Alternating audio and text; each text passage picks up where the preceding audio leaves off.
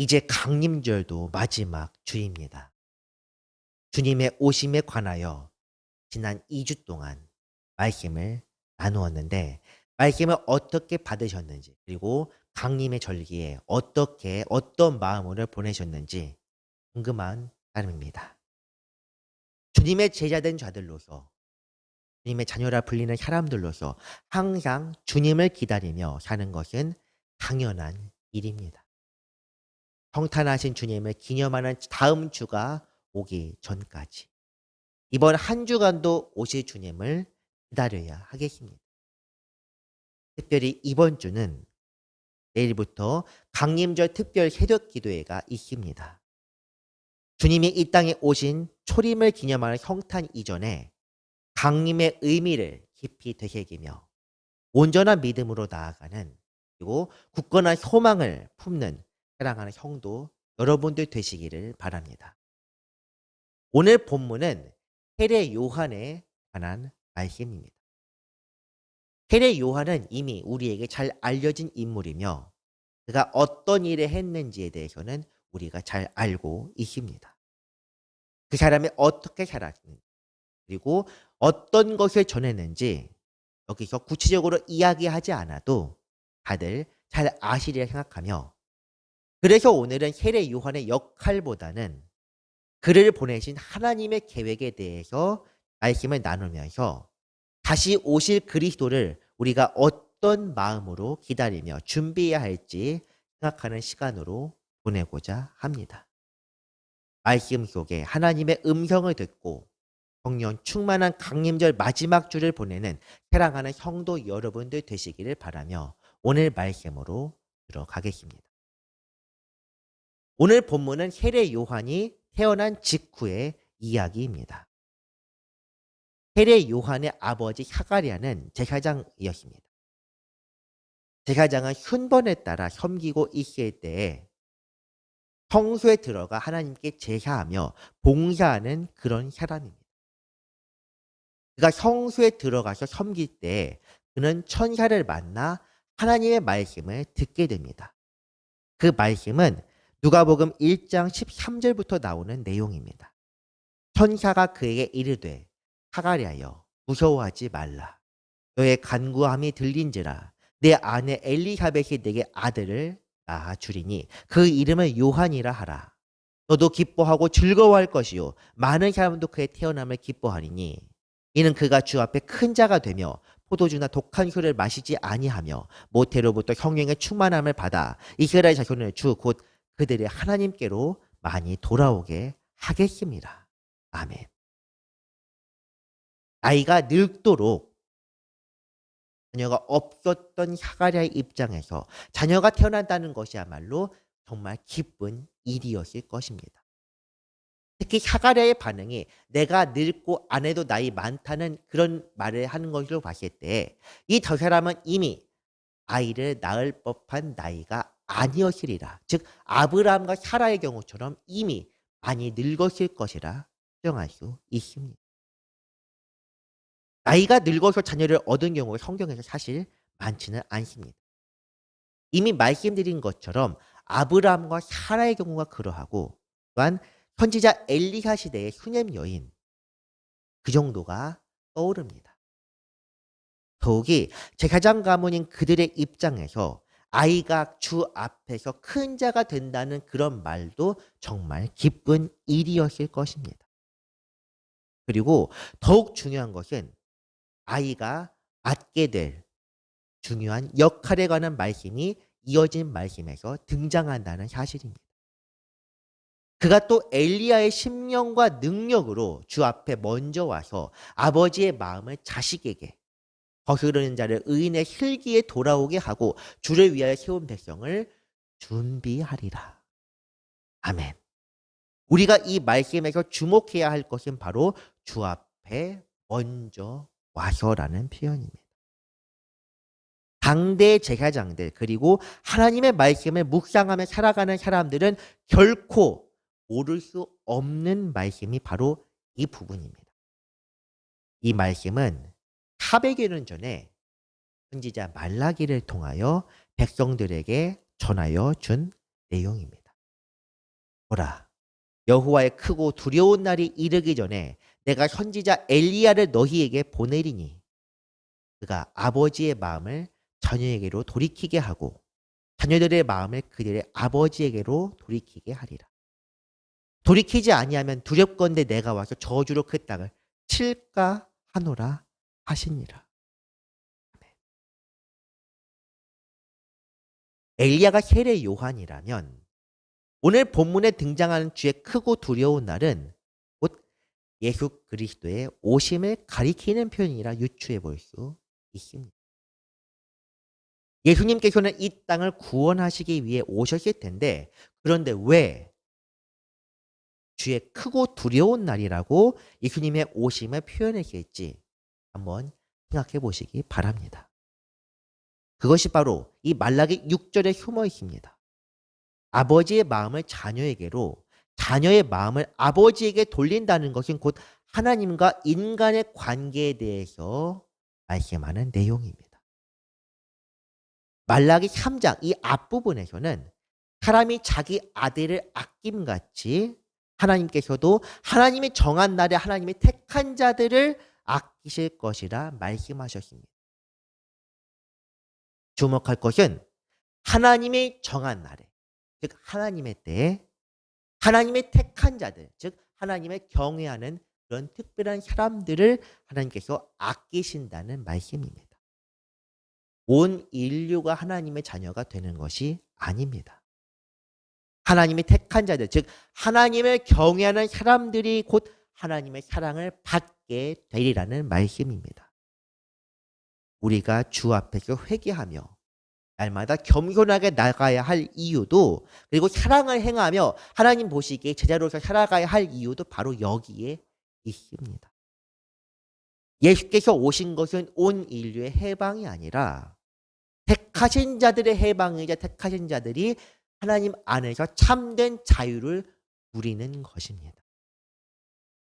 예수님의 복음은 믿는 자들에게 구원을 주는 것이지 믿지 않는 자들에게까지 자유를 주는 것이 아닙니다. 성경에서는 오히려 믿지 않는 자들은 이미 심판을 받은 것이라 요한복음에서 그렇게 말씀하고 있습니다. 세례 요한이 이 땅에서 외친 것도 바로 회개하고 죄 사함을 받으라는 회개의 세례를 전파하는 것이었습니다. 즉 그의 말씀은 아버지께로 돌아오라는 가르침입니다. 우리가 엘리야에 대해서도 떠올리는 것은 일단 그가 큰 능력을 행하였고 바알과 아세라의 선지자들과 싸워서 이겼다는 이런 측면들만을 기억하는 경향이 있습니다. 이것은 사람들이 생각하는 엘리야입니다. 사람들 그리고 예수님의 제자들도 엘리야에 대해서 어떻게 생각하는지 예수님께서 또한 그에 대해 답변하셨을 때는 엘리야가 이미 왔는데 이미대로 대우하였다. 이것이야말로 하나님이 생각하는 엘리야의 역할과 사람들이 봤던 엘리야의 어떤 관점이 완전히 다르다는 이야기입니다. 엘리야는 이스라엘과 유다 사회에서 선지자를 상징하는 인물입니다. 그렇기 때문에 변화산 사건에서도 모세와 함께 나타났던 인물이 바로 엘리야입니다. 하나님의 계시로 큰 이적을 행했을 뿐 아니라 바알 종교와 싸워 이겨 민족들을 하나님께로 돌아오게 했던 그런 사람입니다. 그렇기 때문에 사람들은 장차 올 엘리야가 온다는 말이야말로 로마 제국과 싸워 이길 수 있도록 큰 능력을 일으키는 계시와 이적을 행하는 사람일 거라고 생각한다는 것이 바로 문제입니다. 하지만 잘 생각해 보시기 바랍니다. 바알과 아세라의 선지자들 중에서는 물론 페니키아 즉 시돈 지역에서 온 사람들도 있었을 것입니다. 하지만 엘리야가 외쳤던 것은 이방 사람들이 아니며 엘리야가 싸웠던 왕조도 이방의 왕조가 아닙니다. 같은 나라 이스라엘 왕 그리고 이스라엘 백성들과 싸웠고 그들에게 외쳤습니다.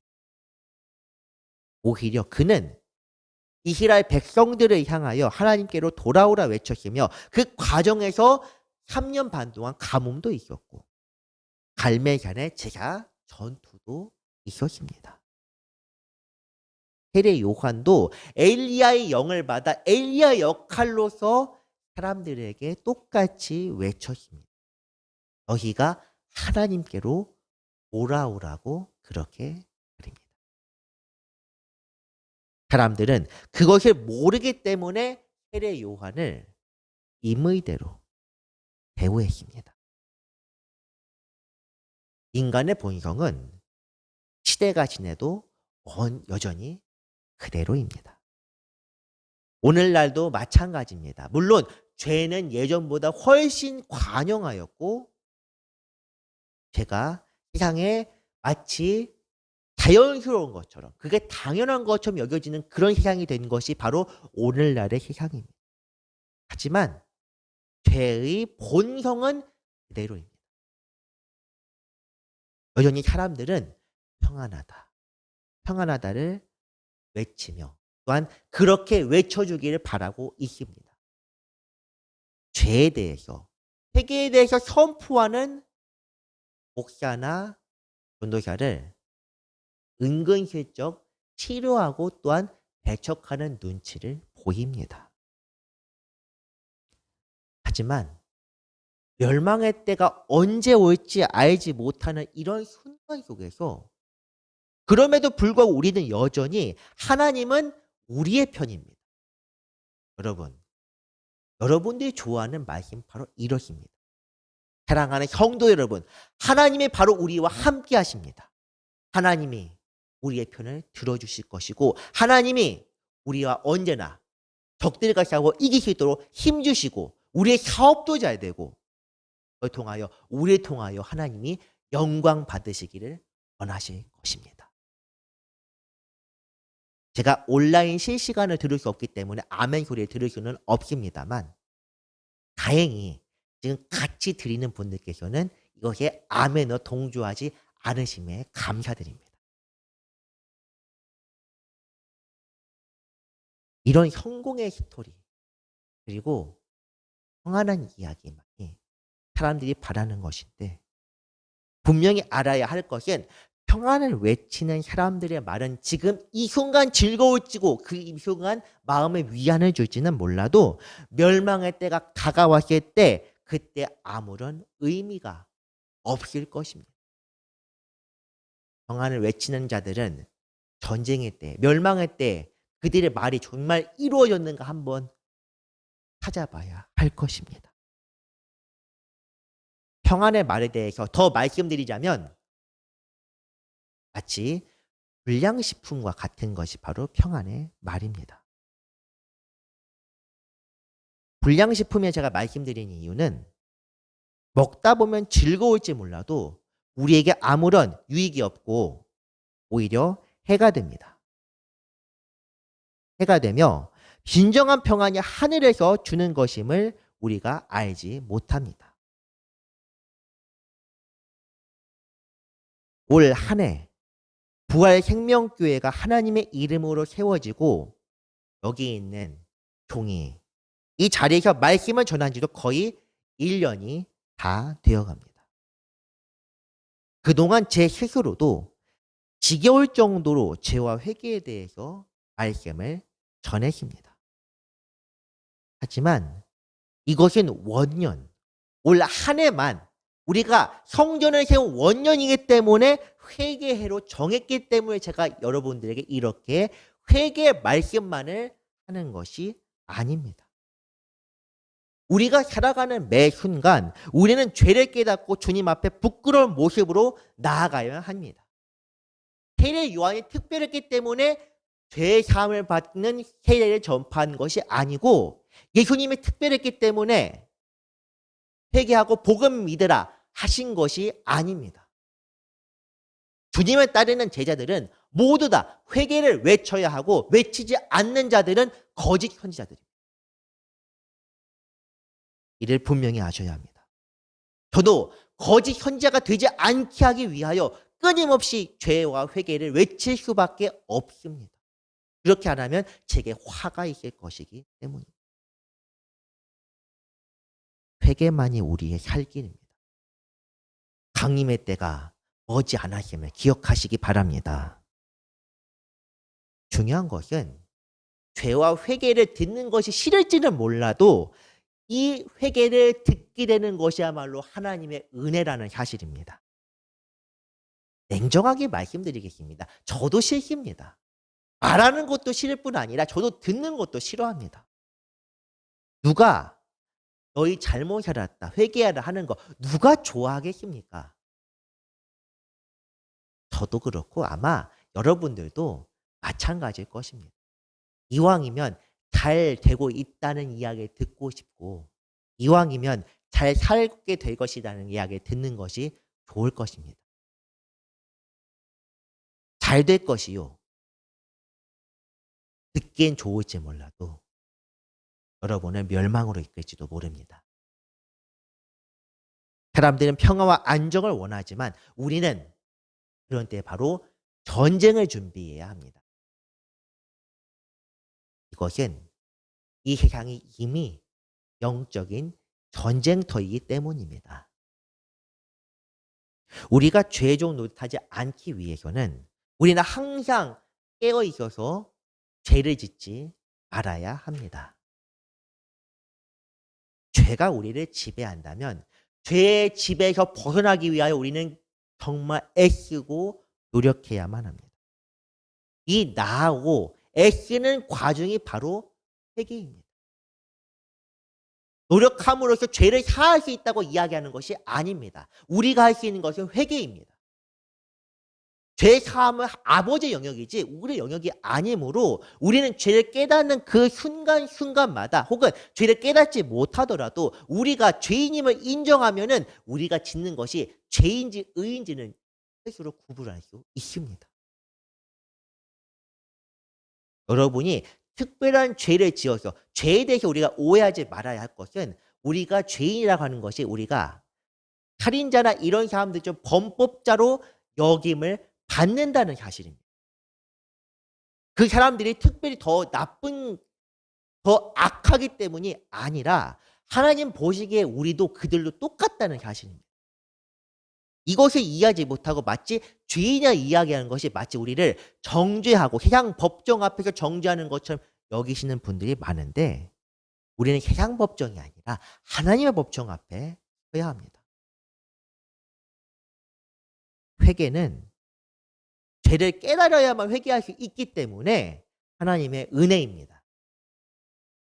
회개를 전하는 사람이 있다는 것, 그리고 회개하고 촉구하는 말씀을 들을 수 있다는 것 역시도 은혜입니다.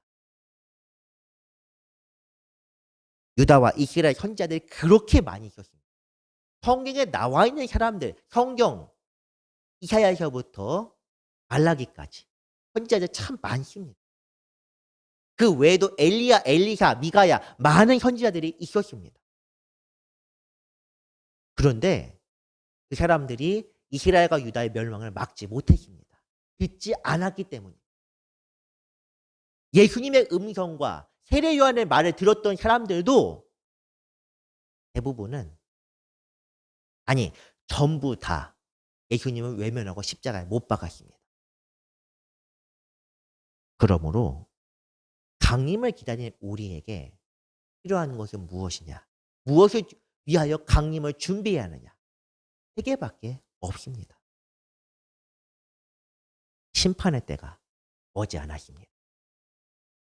그것이 우리 개인의 삶의 끝일는지 아니면 세상의 마지막 때일는지 그것이 중요한 것은 아닙니다. 살아있을 동안에 우리는 주님을 향하여 애쓰고 주님의 이름을 불러야 하지만 우리가 죽는 날이 언제인지 세상의 끝날이 언제인지에 대한 관심은 접어두시기 바랍니다. 우리는 그저 주님 오시는 그날까지 충성되게 살아야 하며 그것을 위해 매 순간 우리 자신을 정돈하고 다시 재무장하며 살아가야만 합니다. 성경은 마귀에게 틈을 주지 말라고 그렇게 말씀하십니다. 또한 악은 그 어떤 모양이라도 버리라고 그렇게 말씀하십니다. 그러니 한 해 동안 묵혀놨던 죄의 본성을 다 내어버리고 주님 앞에 가볍고 깨끗해진 마음으로 한 해를 정리합시다. 이제 다음 주가 성탄절입니다. 정리할 수 있는 날도 이번 주가 마지막입니다. 죄짐을 털어버리고 주 앞에 기쁘게 나아갑시다. 또한 오늘 말씀 마지막 절에 나온 것처럼 이 모든 것들이 하나님의 은혜임을 분명히 기억하시기 바랍니다. 이 아이여, 네가 지극히 높으신 이의 선지자라 일컬음을 받고 주 앞에 앞서가서 그 길을 준비하여 죄의 백성에게 그 죄 사함으로 말미암는 구원을 알게 하리니 이는 우리 하나님의 긍휼로 인함이라. 이로써 돋는 해가 위로부터 우리에게 임하여 어둠과 죽음의 그늘에 앉은 자에게 비치고 우리 발을 평강의 길로 인도하시리로다 하니라. 아멘. 회개한 자에게 하늘로부터 빛이 임할 것입니다. 성령의 충만함을 받고 하늘의 평강을 누리게 될 것입니다. 세례 요한을 보내신 거룩하신 하나님께서 그를 통해 예수 그리스도의 구원의 길을 준비하게 하셨습니다. 그것이 바로 회개의 세례입니다. 예수께서 그 뒤에 십자가로서 구원의 길을 완전하게 열어 주셨습니다. 이제 우리는 그 길을 향하여 가기만 하면 됩니다. 하지만 세상의 쾌락과 명예 그리고 놓지 못하는 수많은 우상들이 우리를 계속 뒤돌아보게끔 합니다. 사랑하는 성도 여러분, 우리가 앞만 보고 나아가시기 바랍니다. 뒤를 돌아보지 않기를 바랍니다. 롯의 철을 기억하시기 바랍니다. 쟁기를 손에 들고 뒤돌아보는 자는 하나님의 나라에 합당하지 않은 사람입니다. 합당하지 않다는 건 곧 주님의 나라에 들어갈 수 없다는 것, 즉 구원받지 못한다는 것을 의미합니다. 매 순간 주님과 동행하며 주님께서 강림하실 때 그분의 종으로 자녀로 드러나는 정도의 모습으로 발견될 수 있기를 주님의 이름으로 축원합니다. 주님께서 그날을 기다리고 계십니다. 주님께서 다시 오실 그날을 바라며 하늘에서 기다리고 계십니다. 우리도 그날을 사모해야만 합니다. 주께서 우리를 온전히 다스리실 날을 생각하며 살아갑시다. 성탄의 기쁨 이전에 우리가 매 순간 하나님의 나라를 기다리는 썩어짐에서 해방됨을 갈망하는 사람임을 잊지 말고 살아가는 하나님의 귀한 성도 여러분들 되시기를 주님의 이름으로 축원합니다. 기도하겠습니다.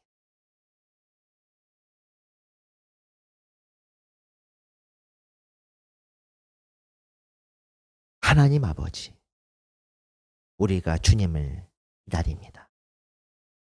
주님의 때를 심판날과 하나님의 나라가 도래하는 그날을 간절히 바라며 사모하오니 주여 임하여 주시옵소서.